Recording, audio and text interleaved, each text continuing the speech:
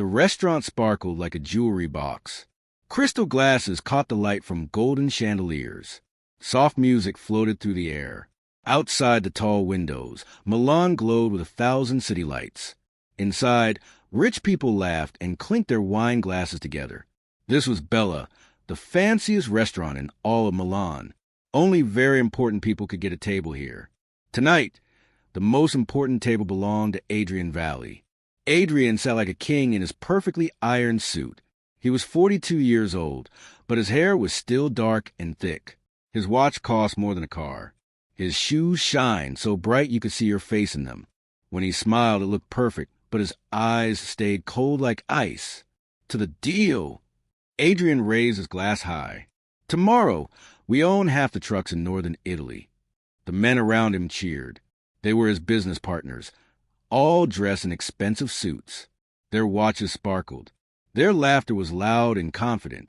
These were men who always got what they wanted. Next to Adrian sat Elena, his fiancée. She wore a red dress that cost more than most people earned in a month. A diamond ring bigger than a grape sat on her finger. She was beautiful, but tonight something felt wrong in her chest. A tiny, uncomfortable feeling she couldn't name. More wine, one of the men shouted, snapping his fingers in the air. From the kitchen door, a young woman appeared. She carried a tray loaded with bottles of expensive Burlo wine. The bottles were so old and valuable that each one cost 1,000 euros. The tray was heavy. The woman's arm shook just a little bit, but her face stayed calm and professional. Her name was Amira. She was 26 years old, with dark eyes that had seen too much sadness. Her uniform was simple and black. Her hair was pulled back tight. She moved carefully between the tables, balancing the heavy tray like it was made of glass. Amira had learned to be invisible. In a place like Bella, waitresses were supposed to be like shadows, quiet, obedient, never talking unless spoken to. She had worked here for 8 months, and every single day felt like walking on broken glass. What nobody in this restaurant knew was that Amira hadn't always been a waitress. 2 years ago, she had been a student at Rome University. She studied languages: Italian, French, English, Arabic, Spanish. She could speak 5 languages perfectly. Her dream was to work for the United Nations, helping people from different countries understand each other. But then everything fell apart. Another student, jealous of Amira's perfect grades, accused her of cheating. The accusation was a lie, a cruel lie, but the university believed it. They took away her scholarship. They kicked her out. Just like that, her dream shattered into 1,000,000 pieces. Then her mother got sick. Very, very sick. The medicine cost so much money. The hospital bills piled up like mountains. Amira had no choice. She traveled north to Milan and took a job at Bella, serving wine to people who never even looked at her face. Every night, she swallowed insults like bitter pills. Every night, she smiled when she wanted to scream, because her mother needed medicine, because the bills never stopped coming, because sometimes survival means biting your tongue until it bleeds. Finally, Adrian said when Amira reached their table. He didn't look at her face. To him, she was just a uniform, just a servant. Amira began pouring the wine carefully into each glass. The ruby-red liquid caught the candlelight. Her hands were steady even though her arms ached from the heavy tray. Then Adrian leaned back in his chair and said something in Italian. His voice dripped with mockery. His friend started to laugh. "Guarda questa," he said, gesturing at Amira with a lazy wave. "Look at this one. Probably doesn't understand a single word we're saying. They send these people from who knows where, and they expect tips." The men at the table roared with laughter. One of them added in Italian, "Maybe she's a princess back in her country. A princess serving wine. Princess." Adrian repeated, laughing harder. Yes, your majesty. Don't spill our 1,000-euro wine with those clumsy hands." They spoke in Italian because they thought it was a secret code. They thought language was a wall that protected them from being judged. They thought Amira couldn't understand. They thought she was just furniture with a pulse. Elena shifted in her seat. That uncomfortable feeling in her chest grew bigger. She watched Amira's face, looking for a reaction, But Amira's expression stayed perfectly blank. Professional, like a mask made of stone.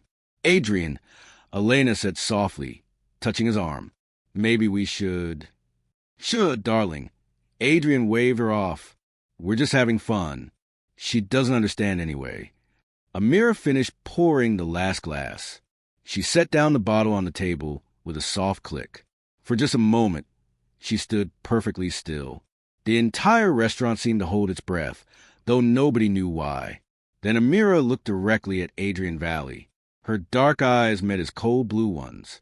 And when she spoke, her voice was clear as a bell and sharp as a knife. Actually, sir, she said in absolutely perfect Italian, I understand every single word you said.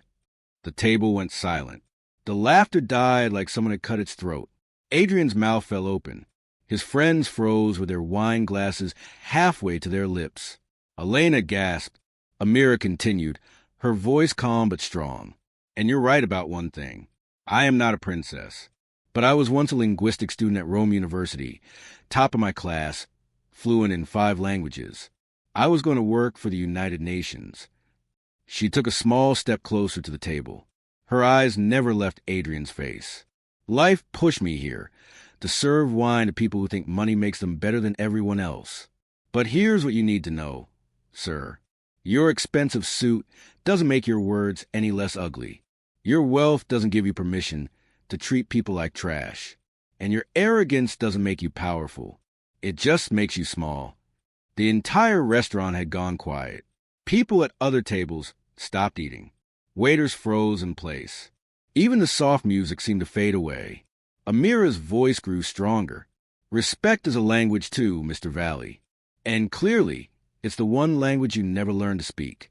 Then she picked up her empty tray, held her head high, and walked back toward the kitchen. Her steps were steady. Her shoulders were straight. She didn't run. She didn't cry. She walked like a queen leaving a room full of peasants. Behind her, Adrian Valley sat frozen, his face turning red, then white, then red again. For the first time in his life, someone had made him feel small. And somewhere in the corner of the restaurant, a young journalist quietly slipped his phone back into his pocket. He had recorded everything, every single word. The explosion was about to begin. For 3 long seconds, nobody moved. Nobody breathed. The entire restaurant felt frozen in time, like someone had pressed a pause button on the whole world. Then Adrian's face twisted with rage.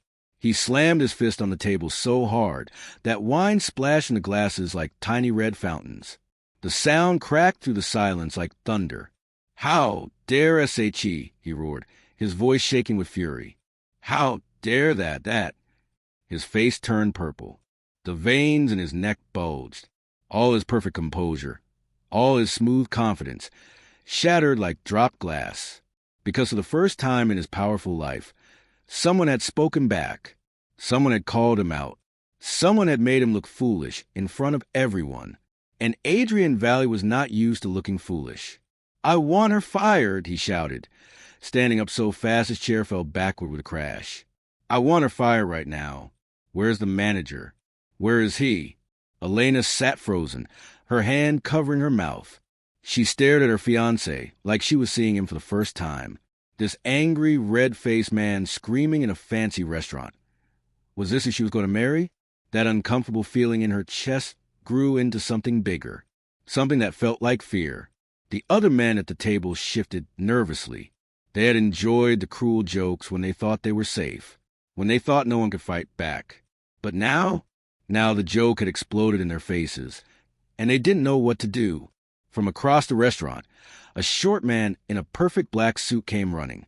This was Mr. Rossi, the restaurant manager. His face was pale with worry. In a place like Bella, angry billionaires were dangerous. They could destroy your reputation with one phone call. They could ruin your business with one bad review. Mr. Valley, please. Mr. Rossi said, his voice shaking. What seems to be the problem? The problem? Adrian's voice was cold as ice now, which was somehow scarier than his shouting. The problem is that your waitress just insulted me. She spoke back to me. She embarrassed me in front of my partners. Mr. Rossi's eyes went wide. I will handle this immediately, sir. Please, sit down. The wine is on the house. Everything is on the house. I don't want free wine. Adrian hissed. I want her gone. Now. Mr. Rossi nodded quickly, like a bobblehead toy. He practically ran toward the kitchen, his shoes clicking frantically on the marble floor. In the kitchen, Amira stood by the sink. Her hands gripped the edge of the counter, so hard her knuckles turned white. She was shaking now, not from fear. Well, maybe a little from fear, but mostly from the rush of finally speaking her truth. For 8 months, she had been silent. For 8 months, she had swallowed insults like poison. But tonight, something inside her had broken free. Or maybe it hadn't broken. Maybe it had finally been set free. The kitchen door burst open. Mr. Rossi stormed in, his face twisted with anger. Amira, he barked. My office. Now. The other kitchen staff went silent. The cook stopped chopping. The dishwasher stopped running. Everyone knew what was coming. Amira followed Mr. Rossi to his tiny office behind the kitchen. The room was barely bigger than a closet, crammed with papers and receipts, and the smell of old coffee. Mr. Rossi spun around to face her. What were you thinking? He exploded. Do you have any idea who that man is? Adrian Valley. He could buy this restaurant with his pocket change. He could destroy us with one phone call. He insulted me, Amira said quietly. Her voice didn't shake. He mocked me. He treated me like I was nothing. So what? Mr. Rossi threw his hands up. He's a customer. A very, very important customer. Your job is to smile and serve, not to give speeches. My job is not to be disrespected, Amira said, and her voice grew stronger. I deserve basic human dignity. Everyone does. Dignity? Mr. Rossi laughed, but it was a cruel, bitter sound. You think dignity pays your mother's hospital bills? You think dignity keeps a roof over your head? The words hit Amira like a punch. Because he was right. Wasn't he? She needed this job. She needed the money. Her mother needed medicine. Without this job, what would she do? Go back out there, Mr. Rossi said. His voice dropped into something that tried to sound kind but just sounded tired. Go apologize to Mr. Valley. Beg for his forgiveness. Maybe I can convince him not to sue us. Maybe I can save your job. Amira looked at the floor. She thought about her mother in the hospital bed, weak and pale. She thought about the bills that kept coming and coming and coming like an endless flood. She thought about how hard it was to find jobs when you had no university degree, when you've been accused of cheating, when your dreams had been crushed. But then she thought about Adrian's mocking smile. She thought about his friends laughing at her like she was a joke. She thought about 8 months of swallowing insults, 8 months of pretending to be invisible, 8 months of dying inside, one shift at a time. Amira lifted her head. She looked Mr. Rossi straight in the eyes. No, she said. What? Mr. Rossi blinked like he couldn't believe his ears. I said no. Amira's voice was clear and strong. I will not apologize for defending my dignity. I will not beg forgiveness from a man who treats people like garbage. I will not teach him that cruelty has no consequences. Then you're fired, Mr. Rossi said flatly. Clean out your locker. You're done. Amira nodded slowly. I understand. She walked to her locker, her legs shaking now. What had she done? What had she done? But even as panic tried to swallow her, something else grew inside her chest. Something that felt like freedom. She grabbed her coat and her small bag. As she walked through the kitchen toward the back exit, the other workers watched her. Some looked scared. Some looked sad. But a few, just a few, looked at her with something like respect, like admiration, like she had done something they all wished they could do. Amira pushed open the back door and stepped into the cold Milan night. The alley behind the restaurant smelled like garbage and rain. She stood there for a moment, breathing hard, her heart pounding. Then she heard footsteps. Someone had followed her outside. Wait, a woman's voice said. Amira turned. It was Elena, Adrian's fiancée, still wearing that expensive red dress. But now she had tears running down her face, smudging her perfect makeup. "I'm sorry," Elena whispered. "I'm so sorry for what he said, for what they all said." Amira stared at her, confused. You came to apologize?" "I came to tell you that you were right," Elena said, her voice breaking. "About everything. About respect. About dignity. I've been sitting next to him for 2 years, watching him treat people like that. Waiters, drivers, assistants, anyone he thinks is beneath him. And I've said nothing. I've just sat there, smiled, pretended it was okay." She wiped her eyes, but the tears kept coming. "But it's not okay. It's not. And watching you stand up to him." Elena shook her head. "You're braver than I've ever been." Before Mira could respond, Elena pressed something into her hand. A business card. "That's my personal number," Elena said. "Call me. Please. I want to help if I can." Then she turned and walked back inside, leaving Amira standing alone in the alley, holding the card, wondering if the world had just turned upside down. But the world was about to turn even more upside down, because that young journalist who had recorded everything, his name was Marco. And right at that moment, as Amira stood in the alley and Elena returned to the table, Marco was uploading the video to the internet. He typed quickly, "Billionaire mocks waitress in Italian." She responds perfectly and destroys him with truth. Watch until the end. #respect, #dignity. He hit post and set his phone down. Within 10 minutes, the video had 100 views. Within an hour, 10,000. By morning, the entire world would know Amira's name. The explosion had begun. Amira woke up to the sound of her phone buzzing. Not just buzzing, screaming. It vibrated so hard it fell off her nightstand and clattered onto the floor. She reached down and grabbed it, squinting at the bright screen in the darkness of her tiny apartment. Her eyes went wide. 300 notifications. 500. 1,000. The numbers kept climbing like a rocket shooting into space. Messages from people she didn't know. Comments. Shares. Tags. Her phone couldn't keep up. It froze, unfroze, buzzed again. "What?" Amira whispered, her heart starting to pound.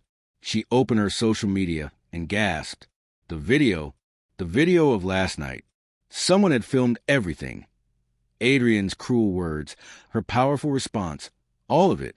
And now millions of people were watching it. Millions. The comments flooded in like a tidal wave. "This woman is a hero." "I'm crying." She said what we all wish we could say. "Respect is a language." "Share this everywhere." Adrian Valley should be ashamed. "This is disgusting." "I just quit my job because of this video. I'm done being treated like nothing." Amira sat on her bed, her hands shaking, tears streaming down her face. But these weren't sad tears. They were tears of shock, of release, of something she couldn't even name. If this story moved you, please share it with someone who needs to hear it. Subscribe so you never miss stories that matter. Let's spread the message of respect together. Across the city, in his luxury penthouse apartment, Adrian Valley was having a very different morning. His phone rang, and rang, and rang. His business partners, his lawyer, his publicist, all of them screaming the same thing. "Have you seen the video?" Adrian sat in his silk pajamas, watching the video play on his enormous television screen. His face on the screen looked cruel and mocking. His words sounded even worse when played back. And Amira's response, calm, powerful, devastating, made him look like a monster. "This is a disaster," his publicist said on speakerphone. "Your company's stock dropped 15% this morning. 15%. People are canceling contracts. The media is calling you every terrible name you can imagine." Adrian's jaw clenched. "Sue them. Sue the restaurant. Sue whoever posted this video." "You can't sue the truth, Adrian," his lawyer said tiredly. "Everything on that video is real. You said those things." She responded, "It's all documented. If you try to sue, you'll only make it worse." His publicist added, "You need to apologize. Publicly. Immediately. Maybe you can save." "I will not apologize." Adrian roared, I did nothing wrong. She's just a waitress. She's...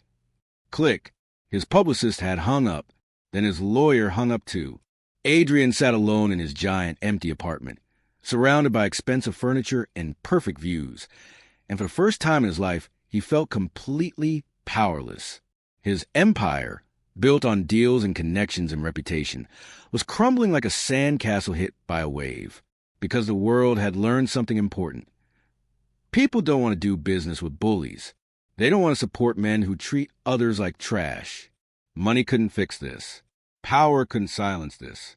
The video was everywhere, and the truth was louder than any lawyers or PR teams. At Adrian's penthouse, there was one more person watching the video. Elena sat at the dining table, still in her robe, watching Adrian on the screen mock a mirror, watching herself sit there silently, watching her own cowardice play out for the world to see. She thought about the engagement ring on her finger. It was beautiful, expensive, but suddenly it felt heavy, like a chain, like a prison she had locked herself into. Elena stood up, walked to the bedroom where Adrian was still shouting into his phone, and quietly began packing her things. "What are you doing?" Adrian demanded when he finally noticed. "I'm leaving," Elena said simply. "You're what? Because of one stupid video? Because I made a joke about a waitress?" Elena stopped packing. She turned to look at him, really look at him, and she saw, for the first time, what Amira had seen. A small man pretending to be big. A bully hiding behind money. "It wasn't a joke, Adrian," Elena said quietly. "It was cruelty, and I've watched you be cruel for 2 years. To waiters, to drivers, to anyone you think can't fight back. I told myself it didn't matter, that you were just confident, powerful. But that video showed me the truth. You're not powerful. You're just mean." She picked up her suitcase.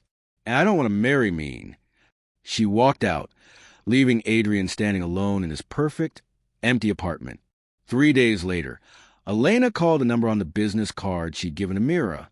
They met at a small cafe far from the fancy restaurants, far from the cameras. "I want to help," Elena said immediately.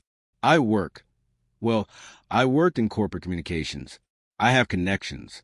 I can help you tell your story the right way." "I don't want to tell my story," Amira said softly. "I just want my mother to get better. I just want to find work." "Then let me help with that," Elena insisted. "I know people, good people, organizations that help workers who've been treated unfairly, and..." She hesitated. "I also called Rome University." Amira's head snapped up. "What?" "I told them everything. About the video. About your response in 5 perfect languages. About how one of their best students was falsely accused and thrown away." Elena smiled. "They want to investigate the plagiarism claim. They want to reinstate your scholarship." Amira's hand flew to her mouth. "They what?" "They made a mistake. They know it now. The whole world knows how brilliant you are." Elena reached across the table and squeezed Amira's hand. "You spoke up. You changed everything. Don't stop now." Over the next 6 months, everything shifted.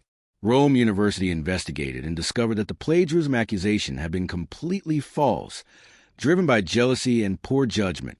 They reinstated Amira's scholarship with a full apology. They even offered to pay her mother's medical bills as compensation. Elena helped Amira find work at an international organization that defended workers' rights. Amira became a translator and advocate, using her gift for languages to help people around the world stand up for dignity and respect. The video never stopped spreading. It was shown in schools, played at conferences, shared by millions. People called it the respect speech. Teachers use it to talk about dignity. Companies use it to train their employees about treating everyone with kindness. Amira received thousands of messages from people around the world. "I stood up to my boss because of you. I quit a job that made me feel small. I taught my children about respect because of your words. You changed my life." 1 year later, Amira stood at a podium at Rome University. She had been invited back, not as a student, but as a guest lecturer. The auditorium was packed with students, professors, journalists, and workers from across Italy. She looked out at the sea of faces and smiled. "A year ago," Amira began, her voice clear and strong, "I was a waitress carrying heavy trays and swallowing insults. I was invisible. Or at least, I thought I was." She paused. "But here's what I learned. No one is invisible. Every person matters. Every voice deserves to be heard. And respect is not something you earn by being rich or powerful. Respect is something you give to every human being, simply because they are human." The audience was silent, hanging on every word. "Language can be a weapon," Amira continued. "People use it to hurt, to mock, to make others feel small. But language can also be a bridge, a tool for connection, a way to lift each other up." She smiled. "So I ask you, what language will you speak?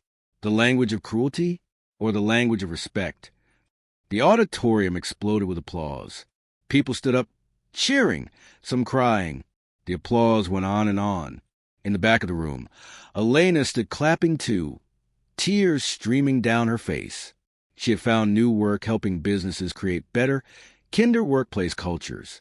She had found purpose. And she had found courage. The same courage Amira had shown her that night in Milan. As for Adrian Valley, his business never recovered. His partners left him. His deals fell apart.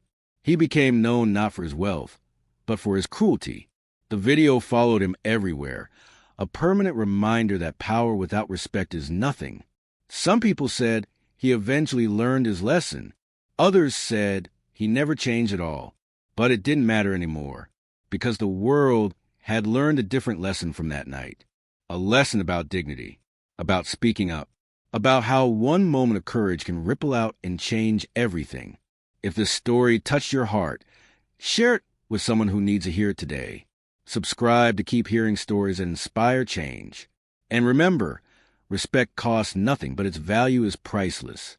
After her speech, Amira visited her mother in their small but comfortable apartment. Her mother was better now, healthier, smiling again.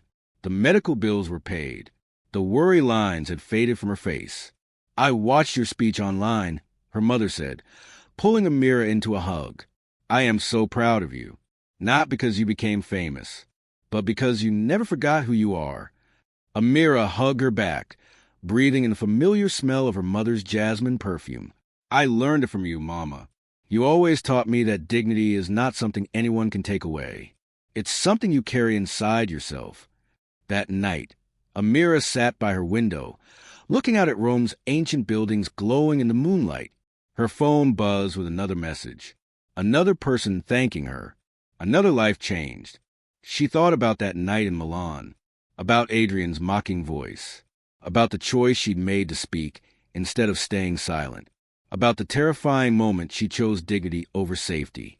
It had cost her a job, but it had given her back her life. And maybe that was the real lesson. Sometimes the most expensive thing you can buy isn't a designer dress or a luxury car or a €1,000 bottle of wine. Sometimes the most expensive thing is your silence. And sometimes the bravest thing you can do is refuse to pay that price. Amira smiled, closed her laptop, and went to bed. Tomorrow, she would keep speaking, keep fighting, keep teaching the world that respect is a language everyone can learn. Remember, true power isn't measured by wealth or status. It's measured by how you treat the people who can do nothing for you. Share this message. Subscribe for more stories that matter. And most importantly, choose respect, always.